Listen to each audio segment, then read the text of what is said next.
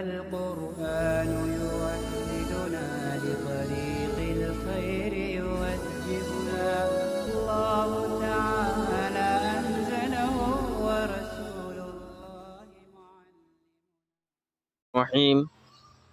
وهذا هو كلام القدماء ومعظم خلافياته مع الفرق الإسلامية خصوصا المعتزلة، لأنهم أول فرقة أسسوا قواعد الخلاف لما ورد به ظاهر السنة وجرى عليه جماعة الصحابة رضوان الله عليهم أجمعين في باب العقائد۔ اس سے پہلے صاحب کتاب نے علم التوحید و صفات کو علم کلام کے ساتھ موسوم کرنے کی وجوہات کو بیان کیا تھا اور یہاں پر اس کو مکمل کر دیا تھا۔ اس کے بعد مصنف فرما رہے ہیں وَهَذَا هُوَ كَلَامُ الْقُدَمَاءِ، یہ متقدمین کا کلام ہے۔ کیا مطلب؟ حاضہ کا جو مشار الیہ ہے وہ ہے کلام کی وہ تعریف جو شارح نے اوپر بیان فرمائی ہے، مصنف رحمۃ اللہ علیہ علامہ تفتزانی نے اوپر بیان فرمائی ہے۔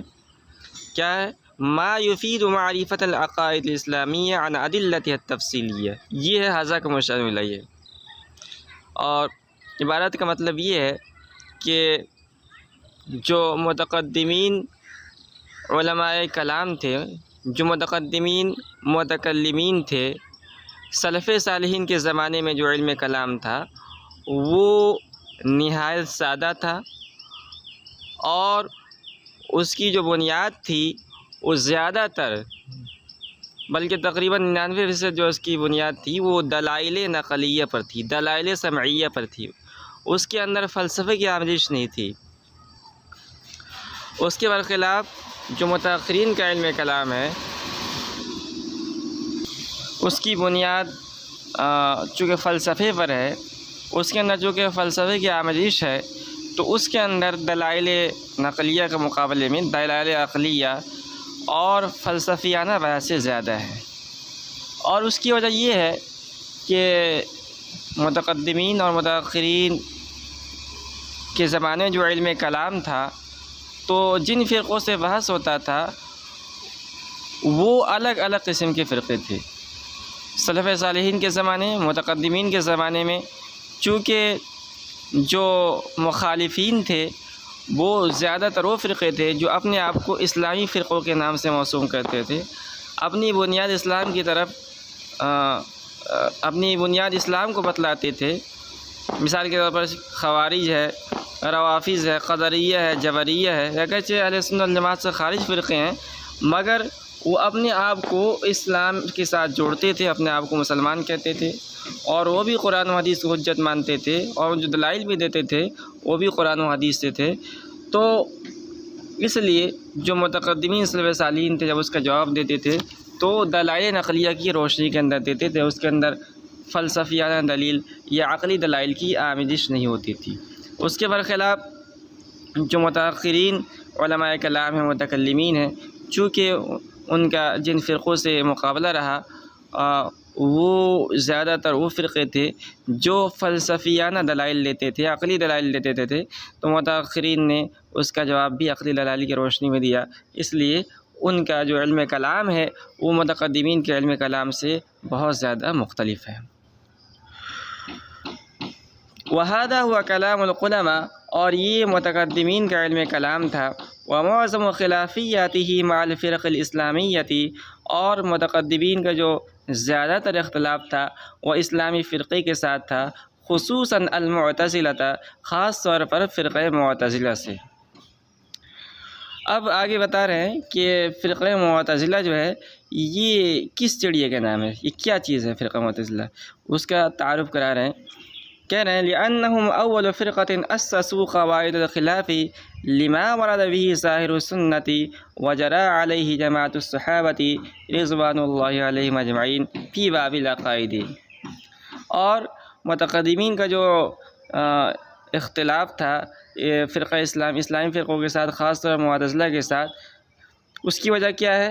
اس لیے کہ جو فرقہ معتزلہ ہے اول فرقتین، وہ پہلا فرقہ ہے اسسوا قواعد الخلاف، جنہوں نے اختلاف کے قواعد کو وضع کیا، لما اس چیز کے خلاف، ورد به ظاہر سنتی، جس پر سنت وارد ہوئی ہے، وجرا علیہ جماعت الصحابتی، اور جس پر صحابہ کرام رضوان اللہ علیہم اجمعین نے جس پر عمل کیا ہے، فی باب العقائدی، عقائد کے باب میں۔ تو معتزلہ پر پہلا فرقہ ہے جنہوں نے اہل سنت جماعت سے خروج اختیار کیا، اور صرف خروج ہی اختیار نہیں کیا بلکہ اہل سنت جماعت سے مسائل کے اندر اختلاف کیا، اور مسائل کے اندر اختلاف کرنے کے بعد اس پر دلائل بھی پیش کیے بزعم خود۔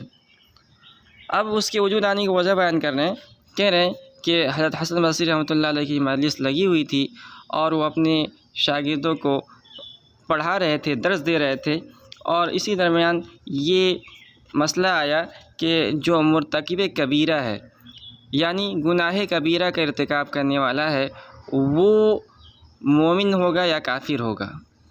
اس کو آپ یوں آسان الفاظ میں سمجھیے کہ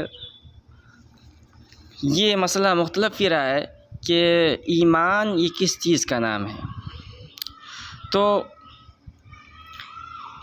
اہل سنت والجماعت کا جو عقیدہ ہے وہ عقیدہ یہ ہے کہ ایمان تصدیق قلبی کا نام ہے، اور عمل بالارکان اور اقرار باللسان یہ اس کی اجزاء میں سے ہے۔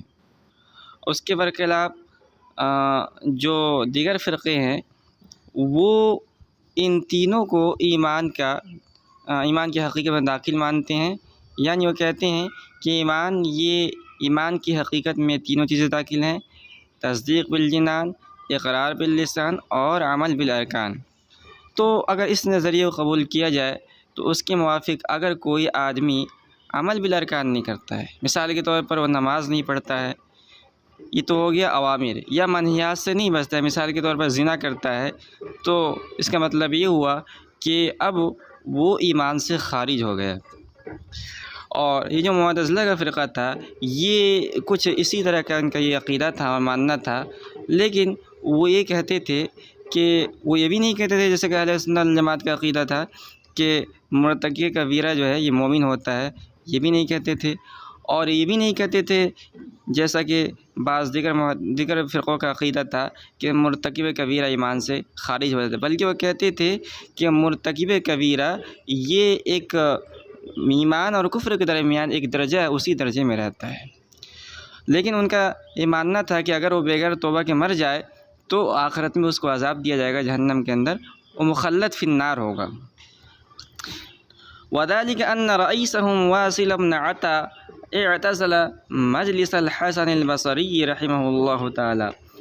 اور فرقہ معتزلہ کے وجود آنے کی وجہ یہ ہے کہ ان کا جو بانی ہے واصل بن عطا اعتزل مجلس الحسن البصری رحمہ اللہ تعالی، یہ حضرت حسن بصری رحمۃ اللہ علیہ کی مجلس سے الگ ہوا، یقرر، اور اس کا یہ ماننا تھا ان مرتکب الکبیرۃ لیس بمؤمن ولا کافر، کہ مرتکب کبیرہ نہ تو مومن ہوتا ہے اور نہ کافر ہوتا ہے، ویثبت المنزلۃ بین المنزلتین، اور ان دونوں درجوں کے درمیان یعنی ایمان اور کفر کے درمیان وہ ایک درجہ ثابت کرتے ہیں۔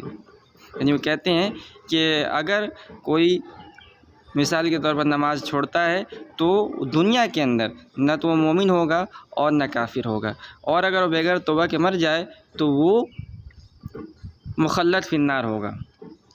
فقال الحسن، تو حسن بصری رحمۃ اللہ علیہ نے واصل بن عطا کے متعلق کہا، قد اعتزل عنا، یہ ہم سے الگ ہو گیا، اہل سنت جماعت سے یہ خارج ہو گیا۔ فسموا المعتزلۃ، تو انہوں نے یعنی متکلمین نے اس کا نام، ان لوگوں کا نام، اس فرقے کا نام معتزلہ رکھ دیا، لیکن یہ وہ اپنا اچھا نام رکھتے ہیں، وہ اپنے آپ کو معتزلہ کے نام سے موسوم نہیں کرتے ہیں، بلکہ وہ انہوں نے خود اپنا بہت اچھا نام رکھا ہے۔ وہم سموا انفسهم اصحاب العدل والتوحید، اور انہوں نے اپنا خود کا نام اصحاب العدل والتوحید رکھا۔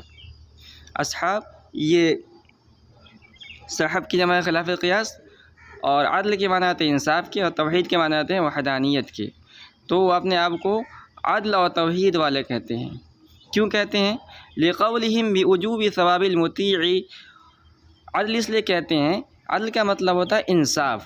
وہ یہ کہتے ہیں کہ اگر کوئی بندہ کوئی نیکی کرتا ہے، مثال کے طور پر نماز پڑھتا ہے، تو اللہ پر ضروری ہے، واجب ہے کہ اس کو ثواب دے، اور اگر کوئی گناہ کرتا ہے تو اللہ پر واجب ہے کہ اس کو سزا دے، اس کو گناہ دے۔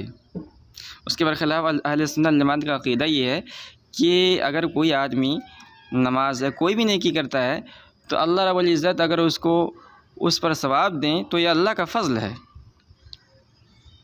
لیکن اللہ تعالیٰ پر کوئی چیز واجب نہیں ہے۔ یہ اہل سنت والجماعت کا عقیدہ ہے۔ تو اپنے آپ کو اصحاب العدل والتوحید کہتے ہیں۔ اصحاب العدل کیوں کہتے ہیں؟ لقولہم، اس لیے ان کے اس کہنے کی وجہ سے بوجوب ثواب المطیع، کہ نیکی کرنے والے کو ثواب دینا یہ ضروری ہے، وعقاب العاصی، اور گناہ گار کو سزا دینا یہ ضروری ہے، اللہ تعالیٰ، اللہ پر۔ اور یہ اپنا نام اصحاب التوحید اس لیے رکھتے ہیں، یہ اللہ تعالیٰ سے صفات قدیمہ، مثال کے طور پر علم ہے، حیات ہے، قدرت ہے، اس کی نفی کرتے ہیں۔ نفی اس لیے کہتے ہیں کہ وہ کہتے ہیں کہ توحید یعنی اللہ تعالیٰ کے ایک ہونے کا تقاضا یہ ہے کہ صفات قدیمہ کی اللہ سے نفی کی جائے، ورنہ تعدد قدمہ لازم آ جائے گا۔ تعدد قدمہ یعنی چند قدیم ہستیوں کا قائل ہونا لازم آئے گا۔ تو ہم سب تو جانتے ہیں کہ اللہ رب العزت ایک ہے، قل هو اللہ احد، اے نبی جی کہہ دیجیے اللہ ایک ہے۔ تو وہ یہ کہتے ہیں کہ جب اللہ ایک ہے اور اس کے لیے اس کی صفات قدیمہ کو بھی ثابت کیا جائے، کہ مثال کے طور پر کہا جائے کہ اللہ تعالیٰ علیم ہے، اللہ تعالیٰ حی ہے، اللہ تعالیٰ قادر ہے، تو یہ اللہ بھی قدیم ہے اور یہ سارے صفات بھی قدیمہ ہیں، تو تعدد قدمہ لازم آ جائے گا نا۔ اس کو اور آسان لفظوں میں کہیں گے تو تعدد الہ لازم آ جائے گا، یعنی چند جو ہے معبودوں کا ہونا لازم آ جائے گا، جو توحید کے خلاف ہے۔ اس کے برخلاف اہل سنت والجماعت کا عقیدہ یہ ہے کہ جو صفات قدیمہ ہے وہ اللہ تعالیٰ کے لیے ثابت ہے۔ بہت سارے اللہ تعالیٰ کی صفات قدیمہ ہیں، اور وہ ثابت کیوں ہیں؟ اس لیے کہ قرآن و احادیث میں صفات قدیمہ کو اللہ رب العزت کے لیے ثابت کیا گیا ہے۔ ان اللہ علیم بذات الصدور، هو الحی، کیا کہتے ہیں، اللہ لا الہ الا هو الحی القیوم۔ تو یہ جو صفات ہیں قدیمہ ہیں اللہ تعالیٰ کے لیے قرآن کے اندر اور متعدد احادیث کے اندر ثابت کیے گئے ہیں۔ اور معتزلہ جو کہتے ہیں کہ تعدد الہ یعنی تعدد قدمہ لازم آ جائے گا، اس کا جواب کتاب کے اندر دیا گیا ہے، اور اس کا خلاصہ یہ ہے کہ جو صفات قدیمہ ہیں یہ نہ عین ذات ہیں نہ غیر ذات ہیں۔ اللہ تعالیٰ کی کیا کہتے ہیں، اللہ تعالیٰ صفات قدیمہ جو ہیں یہ نہ عین ذات ہے نہ غیر ذات ہیں، بلکہ یہ بین ہیں، یعنی معنی و مفہوم کے اعتبار سے واجب تعالیٰ سے علیحدہ ہیں اور وجود کے اعتبار سے متحد ہیں، لہذا تعدد قدمہ لازم نہیں آئے۔